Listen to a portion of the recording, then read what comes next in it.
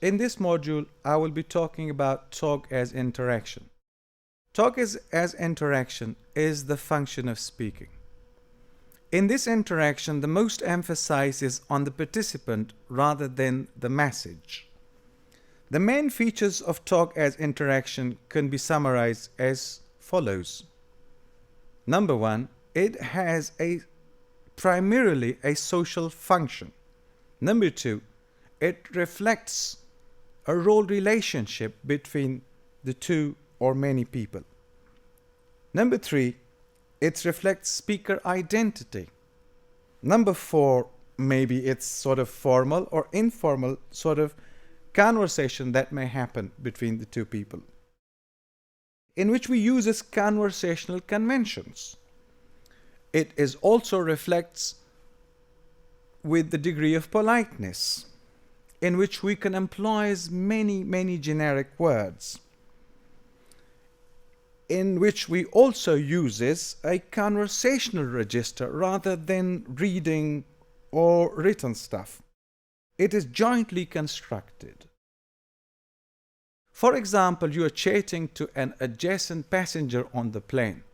So the conversation that happens between you and the passenger is just a sort of socializing on the plane, which goes by few sentences: where you from, who you are, where you going, that sort of conversation. Or chatting to a school friend over a coffee, which is a different sort of conversation, where it go casual conversation that serves to mark an ongoing friendship. Or we have another kind of conversation, a student chatting to his or her professor while waiting for an elevator. Now, this sort of conversation we call a polite conversation, where sort of unequal power between the two participants. There's another kind of conversation, telling a friend about an amusing weekend, sharing experience, or hearing from him or her about theirs. This sort of conversation we call sharing personal recounts. Let me talk about the skills involved in using talk as interaction. Number one, opening and closing conversation. Number two, choosing a topics. Number three, making a small talks. Number four, joking. Number five, recounting personal incident and experiences. Number six, turn taking. Number seven, using adjacency pairs. Number eight, interrupting. Number nine, reacting to others. Number 10, using an appropriate style of speaking.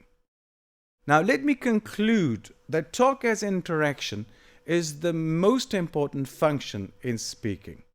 Now, for classroom practice, it's very necessary that we bring up with all of those features and skills that we can apply it to this in the classroom with the student to improve and develop the student's speaking. Therefore, it is necessary to say that talk as interaction is not an easy task. It's a difficult one, and it's a hard job for a non-native speakers in particular. So therefore, there have to be sort of a fixed expression that we would teaching our students in the classroom, rather than they would just thinking of their own way of speaking in their own languages.